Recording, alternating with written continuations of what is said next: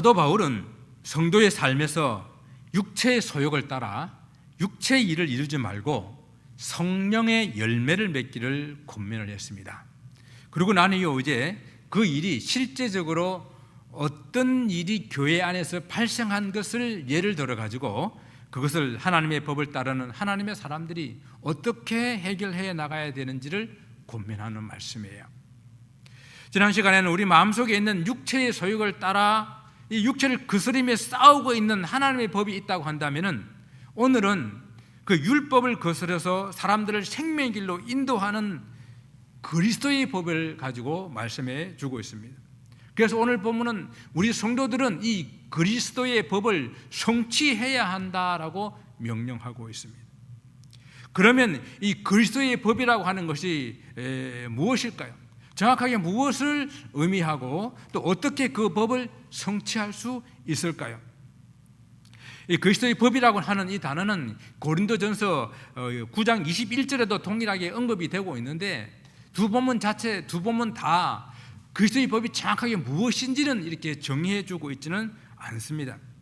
그러나 성경에서 또 예수 그리스도께서 주신 말씀과 그의 삶을 통해서 그리스도의 법이 무엇인지는 우리는 충분히 짐작해 볼 수가 있습니다. 그리스도의 법이란 그리스도께서 제정하시고 또 우리에게 주신 그 법을 말하는데요, 예수께서 요한복음 13장 34절 말씀에서 새 계명을 너희에게 주노니 서로 사랑하라, 내가 너희를 사랑한 것 같이 너희도 서로 사랑하라 라고 말씀을 하셨습니다. 그렇습니다. 주님께 주신 그리스도의 법, 그 법은 바로 사랑입니다. 그런데 사랑이라고 하는 법이 예전에는 없었던 것입니까? 예전에도 있었던 그런 법인데 왜 이것이 새로운 법이라고 우리에게 말씀하시며 그리스도의 법이라고 말씀하십니까? 사도 요한은 예수 그리스도의 이 새 계명에 대해서 말하면서 이것은 새로운 것이 아니다, 이전에도 있었던 것이다 라고 말씀하면서 옛 계명과 같은 것이라고 우리에게 일깨워주고 있습니다. 여기서 말하는 옛 계명이라고 하는 것은 우리가 잘 알듯이 율법을 말하는 것이죠. 옛 계명인 율법도 사실은 그 내용을 잘 들여다보게 되게 되면 그 내용이 뭐라고요? 사랑이라고요. 율법사가 예수님께 나와가지고 계명 중에서 제일 중요한 계명, 최고의 계명이 뭐냐고 물어보았잖아요. 그때 주님께서 말씀하십니다. 마음을 다하고 목숨을 다하고 뜻을 다하여 내 하나님을 사랑하는 것이고, 그리고 둘째도 그와 같은데 내 이웃을 내 자신같이 사랑하는 것이다 라고 말씀하셨습니다. 그러니까 이 두 가지 사랑이 곧 율법이 말하는 그러한 사랑인데, 이것이 율법과 선자들의 대강령이라고 말씀하시면서 옛 계명도 핵심은 사랑이다라고 우리에게 말씀해 주셨습니다. 그런데 왜 율법에도 있었던 이 사랑을 우리 주님께서는 새 계명이다라고 우리에게 말씀하시며 그리스도의 법이라고 말씀하십니까? 사람들이 율법으로는 이 사랑을 온전히 행할 수 없었고 율법으로는 그것을 완성할 수가 없었기 때문에 예수 그리스도께서 이 사랑을 당신의 삶으로, 당신의 생명으로 온전히 이루셨기 때문에 이것을 그리스도의 법이라고 말하는 겁니다. 오직 하나님의 아들 예수 그리스도만이 완전한 사랑을 실천하시고 이루셨기 때문에 그리스도께서 이루었기 때문에 그리스도의 법이 되었고, 그리스도께서 우리에게 다시 명령하셨기 때문에 우리는 이 계명을 새 계명이다라고 부르는 것입니다. 바로 이것이 우리 주님께서 이 땅에 율법을 폐하러 오신 것이 아니라 율법을 완성하러 오셨다라고 하는 그 의미고, 그 말씀대로 우리 주님께서 그 말씀을 성취하신 것입니다. 우리 주님께서 당신이 세우신 그리스도의 법, 즉 그 사랑을 우리에게 실천하라 명령하십니다. 우리가 서로 진정으로 사랑하게 될 때에 세상 모든 사람들이 우리가 그리스도의 제자인 줄을 알게 될 것이다 라고 우리에게 말씀하셨습니다. 바로 그 말씀을 받아서 사도 바울도 동일한 마음으로 갈라디아 성도들과 오늘 이 말씀을 듣고 있는 우리들에게 그리스도의 법을 성취하라라고 명령합니다. 그러면 어떻게 이 그리스도의 법을 성취할 수 있겠습니까? 그리스도의 법인 사랑의 법을 성취하라 그런다고 그래가지고 우리가 잘못 오해하게 되게 되면은 그리스도의 법이 아직도 다 이루어지지 못해서, 다 완성되지 못해서 우리가 그 남은 법을 완성해야 되는 것으로 생각할 수 있는데요, 그렇지 않습니다.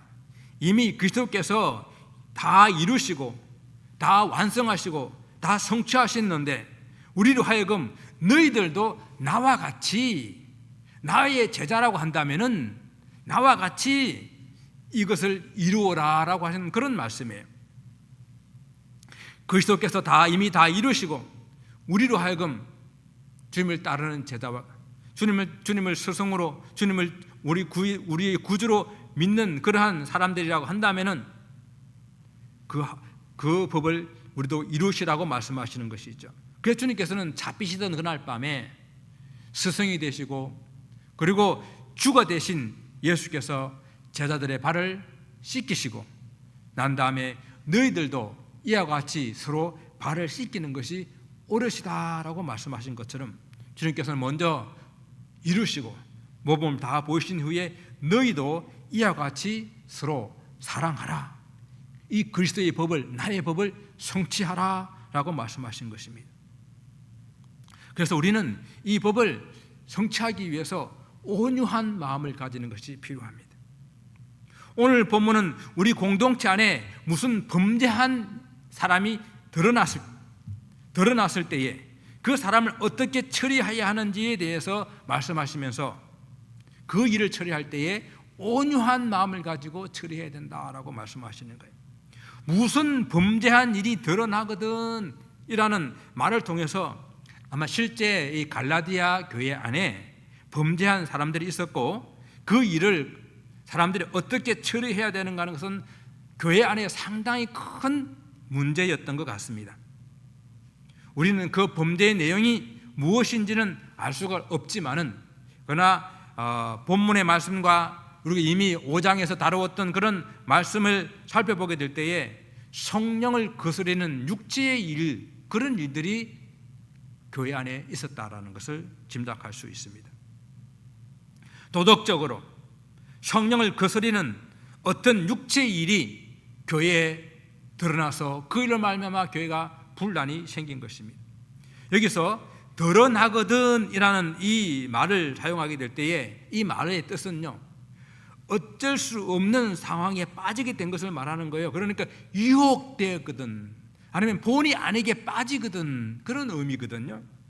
그러니까 이 말은 이렇게 번역하는 거 좋습니다. 드러나거든 이라는 말보다도 유혹되었거든, 어떤 사람이 본의 아니게 그 죄에 빠졌거든, 즉 어쩔 수 없이 어떤 범죄함의 유혹에 빠졌거나 본인도 모르게 부주 중에 이런 범죄하게 되어서 그 죄가 드러나게 되었을 때에 교회는 그 사람을 어떻게 처우해야 하는지 그 교훈을 하는데, 그때에 중요한 것이 뭐요? 온유함으로 해야 된다. 성령의 인도함을 받는 성도라고 한다면 오늘 그 성도를 우리를 신령한 사람이라고 불렀어요. 그렇게 신령한 사람, 성도들이라고 한다면 그리스도의 법을 성취하기 위해서 교회 공동체 내에서는 이 범죄한 사람에 대해서 온유함을 가지고 해야 되는데, 그 온유함을 가지고 첫 번째는 온유함으로 바로 잡아야 된다라고 말씀했습니다. 여러분, 온유한 것이 무엇입니까? 이미 5장에서 성령의 9가지 열매 중에 있는 그 온유함이죠. 하나님 앞에서 우리 다 부족하고 연약한 그런 존재임을 알고 겸손한 마음을 가지고 이 모든 일을 하나님께 맡기며 나가는 그런 자세, 그런 자세가 온유한 자세예요. 그래서 성경에서 보게 되면은 이 지구상에서 가장 온유한 사람 한 사람을 우리에게 있다고 소개했습니다. 모세는 이 지구상에서 가장 온유함이 뛰어난 사람으로 우리에게 소개하고 있는 거예요.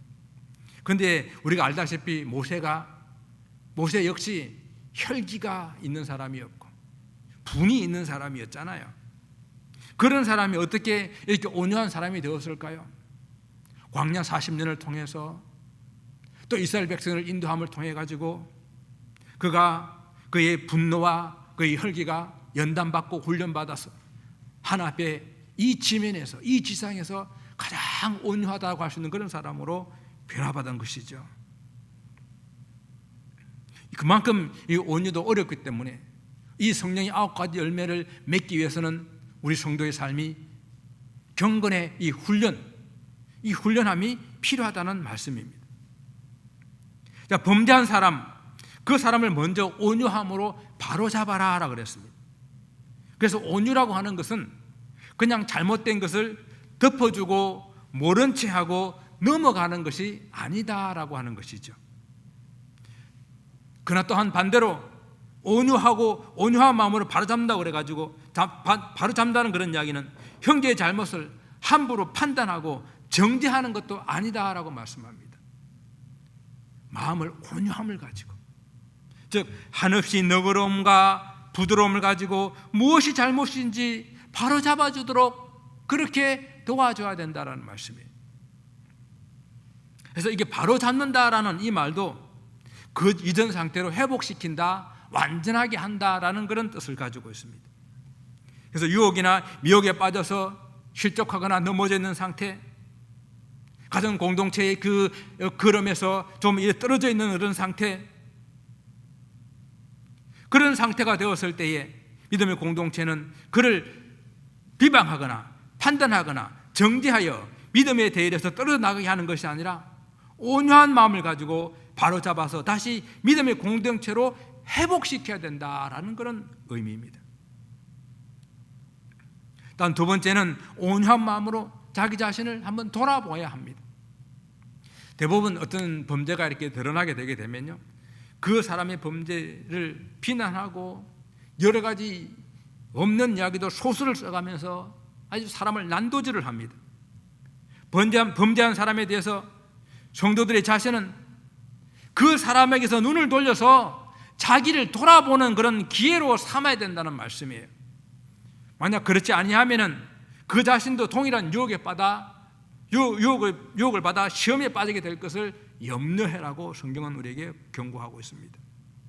여기 자신을 돌아보라라는 이 말은요, 아주 주의를 집중하여서 각자 삶을 살펴보는 그런 행위를 말하는 거예요. 세심하게 내 삶 가운데도, 내 생각 가운데도 저런 범죄 요소가 있지 아니한가, 아주 세밀하게 살펴봐야 됩니다. 우리는 누구든지 다 연약하여서 죄를 지을 수 있고 죄의 유혹을 받을 수 있는 그런 존재라는 사실을 알고, 다른 사람의 그런 넘어짐과 유혹됨과 범죄함을 타산지석으로 삼아서 자신의 신앙을 점검하는 그런 기회로 삼아야 된다라는 말씀입니다. 우리 성경에도 보게 되면 가늠하다 현장에 잡혀온 한 여인에게 모든 사람이 다 손에 돌을 들고 던질 기세입니다.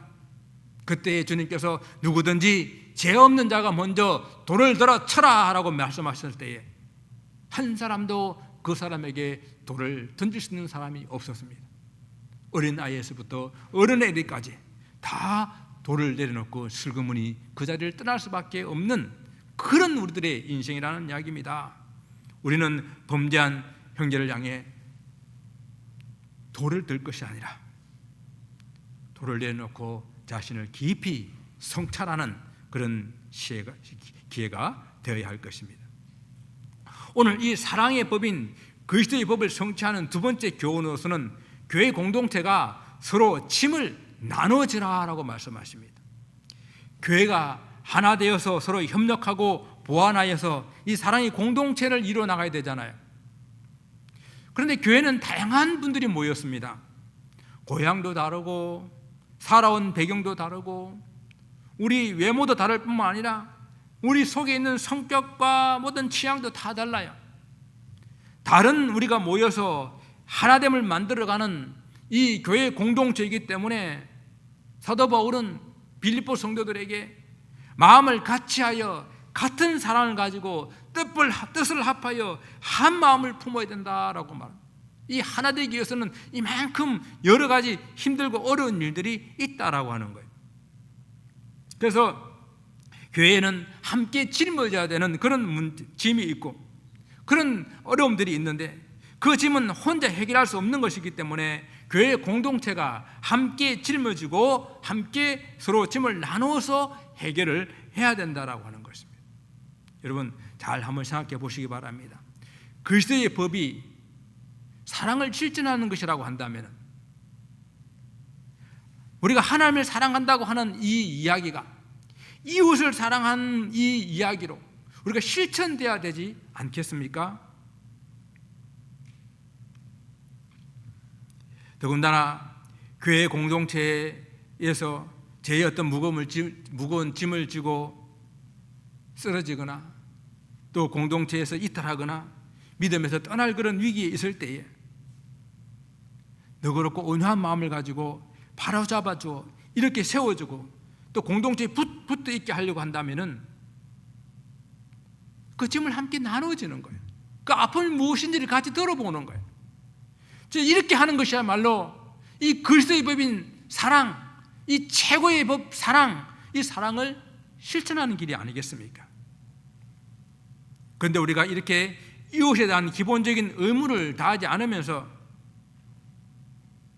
하나님 사랑한다고 내 믿음 좋다고 이렇게 생각하는 사람들이 있다고 한다면 그들은 그리스도의 법을 쫓는 것이 아니라 지금 율법을 쫓는 이 율법주의자들과 같은 사람들입니다.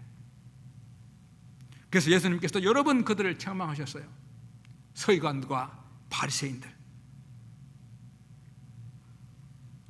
오늘 본문 3절에서 말하는 것처럼 이들은 아무것도 되지 못하고 된 줄로 생각하는 그런 사람들입니다. 이들은 스스로 속이는 사람들이에요. 선한 사마리아인 비유에서 나오는 것처럼 하나님의 성전에서 제사를 지낸 제사장이나 레위인이 이 강도 만난 사람을 보았을 때에 그냥 지나가 버리는 사람들과 똑같은 거예요. 나는 하나님께 제사를 지냈는데 나는 성전에서 봉사하는 일을 하고 오는 사람인데 그냥 강도 만나 죽게 놔두는 그 사람을 못 본 척하고 지나가는 거예요. 그것이 하나님을 사랑하는 길이라고 하나님의 법을 지켰다고 생각하는 것입니다. 오늘 이런 사람은 어떤 사람들인가? 이렇게 이웃에 대한 의무를 다 하지 못하는 사람들은 율법주의자들과 같은 사람들인데 아무것도 되지 못하고 된 줄을 생각하는 그런 사람들이라고 오늘 본문 3절에서는 말씀하고 있어요. 아무것도 되지 못했다 하는 것은 그들이 지금까지 수없이 많은 예배를 드리고 수없이 많은 제사를 드리고 성전에서 많은 봉사를 했더라도 그 모든 것이 다 아무것도 아니다라는 그런 뜻이에요. 그래서 오늘 여기에 함께 짐을 나눠진다라고 했을 때에 이 짐이라는 이야기는 발해라는 뜻인데요, 이것은 무거운 수화물 같이 무거운 짐이어서 혼자 질 수가 없는 그런 짐이기 때문에 교회 공동체가 서로 나누어지는 그런 짐을 말할 때에 여기서 짐이라는 그 단어를 쓰고 있는 거예요. 여러분도 많이 한번 들어보셨을 만한 그런 예화인데요, 인도의 성자 선다싱이라는 이 전기를 보게 되면 어떤 이야기가 나오게 되는데요, 선다싱이라는 이분은 인도의 시크 교인이었는데 그가 정말 질에 대해서 많은 고민을 하고 이렇게 하다가 주님을 만나게 되었습니다. 그 주님을 만나서 회심하고 난 이후에는 그는 정말 주님을 위해서 복음 전하는 그런 헌신자가 되었는데요, 그가 복음 전하는 그런 열심이 너무도 이렇게 컸기 때문에 많은 그런 신앙의 체험들을 가지고 있어요. 그래서 어떤 분들은 이분을 신비주의자라고 이렇게 부르기도 합니다. 그는 예수를 만나고 난 다음에 하루에 평균 40리, 10마일을 넘는 그 길을 걸어 다니면서 전도를 했는데요, 하루는 티벳 사람과 함께 동행해서 히말라야 산맥 중에 한 산맥을 넘어가서 복음 전하는 그 일을 하기 위해서 가는 길이었는데 정말 앞을 분간할 수도 없을 정도로 많은 그런 눈보라 속에서 함께 걸어가고 있는데요, 앞에 이 추위에 쓰러진 한 사람을 발견했습니다. 거의 동사체처럼 이렇게 죽은 사람 같았어요. 그때 이 선다싱은 함께 동행하는 이 티벳 사람에게 우리가 저 사람을 함께 구조해서 함께 좀 업고 가자라고 제안을 했는데, 그 사람이 말하기를 우리가 저 사람을 업고 가다가는 우리도 저 산을 넘지 못하고 얼어 죽을 것 같습니다. 그러면서 나는 살아야겠다고 하면서 그 사람은 먼저 길을 떠나버렸어요. 그러자 이 선다싱은 할 수 없어서 그 사람을 혼자 등에다 업고 그 험한 산을 넘어가고 있었습니다. 몇 시간 그 사람을 업고 가는 동안에 그는 온몸에 땀이 흘렀고, 그 몸에 열기로 인해서 등 뒤에 엎여있던 그 얼어있던 사람도 체온이 점점 따뜻해져서 회복되었습니다. 그런데 가다가 그 사람이 동사체 하나를 발견했어요. 조금 전에 혼자 살겠다고 먼저 간 그 사람이 길을 가다 추위에 견디지 못하고 얼어 죽어 있었던 것입니다. 그러나 이 선다싱은 그 사람을 등에 업고 가는 바람에 자기도 몸에 체온을 유지할 수 있었고, 그 뒤에 있는 사람도 살릴 수 있는 그런 진리를 발견하고 난 다음에 그는 놀라운 진리를 발견했다고 이렇게 기록했습니다.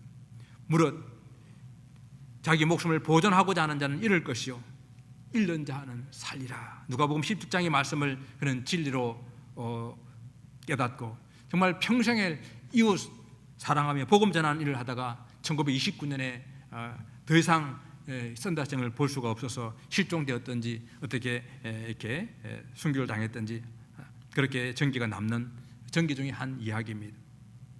이웃 사랑을 실천하기 위해서 다른 사람들의 짐을 함께 지고 가는 그 길이 곧 그리스도의 이 법을 성취하는 길이요, 그 길이 곧 자기도 살 수 있는 길이라는 이야기입니다.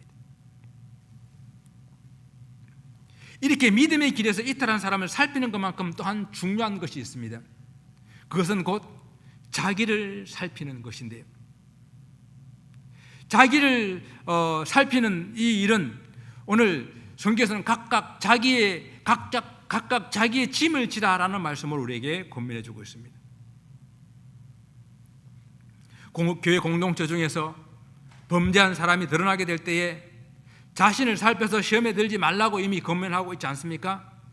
세상에 일어나는 일들 가운데서 그 일 가지고 늘 사람들을 이렇게 손가락질하고 판단하고 비판하기를 좋아하지만은 그런 일 가운데 늘 자신을 돌아보는, 자신을 살피는 것만큼 정말 중요한 게 없어요.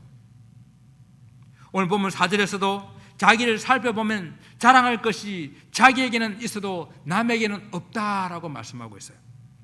이 말씀의 뜻은 뭔가 하면요, 어떤 사람이 범죄에 실족하게 되었을 때에 그 사람을 비교하면서 판단하고 정죄하는 것이 아니라 그것을 통해서 자신을 깊이 돌아보게 되면은 역시 자기 자신도 연약하고 유혹받을 수밖에 없는, 범죄할 수밖에 없는 그런 사람임을 깨닫고 다른 사람에게 자랑할 것이 없는 그런 사람이 된다라는 뜻입니다. 우리 성경에 성전에서 기도하던 바리새인과 세리처럼요, 오늘 이 바리새인은 자신을 이 죄 많은 세리하고 비교하면서 나는 저 세리와도 같지 아니하고 나는 11조도 하고 나는 금식기도도 하고 이 모든 것을 자랑하는 것이 얼마나 어리석은 것이 성경에서 말씀하고 있지 않습니까? 그는 스스로를 속이는 것입니다. 자신을 깊이 돌아보아서 남과 비교하여 잘났다고 더 어렵다고 자랑하는 것 얼마나 어리석은지를 우리에게 말씀해 주고 있습니다. 오히려 자신을 깊이 돌아보면 하나님 앞에서 마땅히 함께 절묘해져야 될 그 짐이 있는 것과 함께 또 내 자신이 하나님 앞에서 깊이 감당해야 될 내 사명이 있음을 깨닫게 되는 것입니다. 그래서 오늘 본문 5절 말씀에서는 각각 자기의 짐을 질 것이라 라고 말씀하고 있는 거예요. 그리스도에게는 각자 감당해야 될 그런 짐이 있습니다. 오늘 본문에 보게 되니까 오늘 짐이란 말이 2번 나와요. 아까 이미 2절에서 너희가 서로 짐을 지라라고 이렇게 말씀했잖아요. 그리고 또 오늘 5절에서는 각각 자기의 짐을 질 것이라고 말씀하고 있습니다. 이 짐이라는 단어가 2번 나오는데 한글로는 그냥 같은 짐이지만은 원어는 다른 원어를 쓰고 있어요. 오늘 아까 2절에서는 혼자 질 수가 없는 그 큰 배의 화물과 같은 그런 무거운 짐을 나타내는 그런 바레라는 그런 단어였다고 한다면은 오늘 5절에 나타나는 이 짐은요, 각각 개인들이 짊어져야 되는 가벼운 짐, 포르티온이라는 이 단어를 쓰고 있어요. 그래서 이 단어는 바리새인들이 사람들에게 부과한 율법적인 그런 짐, 각각 개인들이 감당해야 되는 그런 짐이라는 말로 사용할 때에 또 이 짐을 사용했었고요. 또 예수께서 우리가 함께 지고야 될 수고하고 무거운 짐을 나타낼 때도 이 단어를 사용하고 있습니다. 그러니까 그리스도의 사람들은 믿음의 길을 가면서 각자 하나님 앞에서 감당해야 될 각자의 그 짐이 있다라고 하는 것입니다. 다른 말로 하면 하나님 앞에서의 감당이 될 사명이라고 생각할 수가 있습니다. 그래서 2절에서는 그 각자 짐을 지라고 하는 거예요. 5절에서 2절에서는 서로 짐을 지라고 했다 한다면은 이 5절에서는 각자 개인이 져야 될 짐이 있다라고 말씀하십니다. 그래서 예수 그리스도께서 나를 따라오려거든 자기 십자가를 지고 나를 쫓을 것이다 할 때 바로 그 짐을 우리에게 말씀하는 거예요. 그리스도의 사람들은 주님의 십자가의 길을 따라가면서 각자 져야 될 자기 십자가가 있습니다. 이 짐을 지는 것이 내가 하나님 앞에서 예수 그리스도 앞에서 이 신앙의 길을 걸어가는 것이요, 그것이 하나님을 사랑하는 하나의 방법입니다.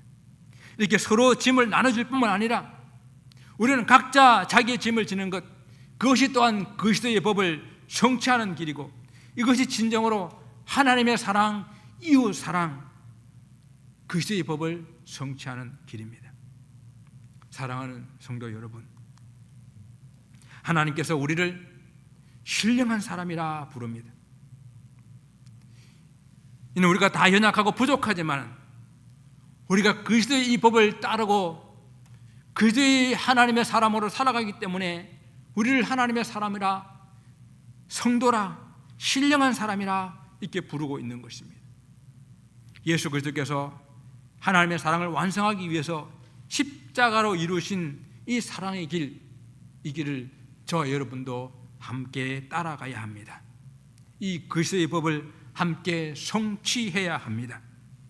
우리 공동체에서 연약하여 죄에 유혹되었거나 믿음의 길에서 지쳐 쓰러져 있는 형제 자매가 있다고 한다면 우리는 먼저 주님의 사랑을 가지고 온유한 마음으로 바로 일으켜 세워야 합니다. 다시 믿음의 길을 가도록 회복시켜야 합니다. 이것이 우리가 함께 서로 지어야 될, 서로 함께 지어야 될 그런 짐이 되는 것이고, 또한 형제 자매 가운데 그 연약한 부분들을 보면서 자기 자신을 깊이 돌아보고 자기 자신에 있는 그런 죄의 유혹과 연약함이 없는지를 돌아보고 그 길에 빠지지 않도록 주의하면서 각자 자기가 져야 될 십자가, 내가 되어야 될 십자가, 자신만이 지으면 될 십자가, 그 십자가를 지는 길, 바로 그것이 우리가 또 저 여러분이 함께 그리스도의 법을 성취하는 길임을 믿고 이 믿음의 길을 함께 가며 또 함께 승리하는 저 여러분 되시기를 주님 이름으로 축원을 드립니다. 기도하겠습니다.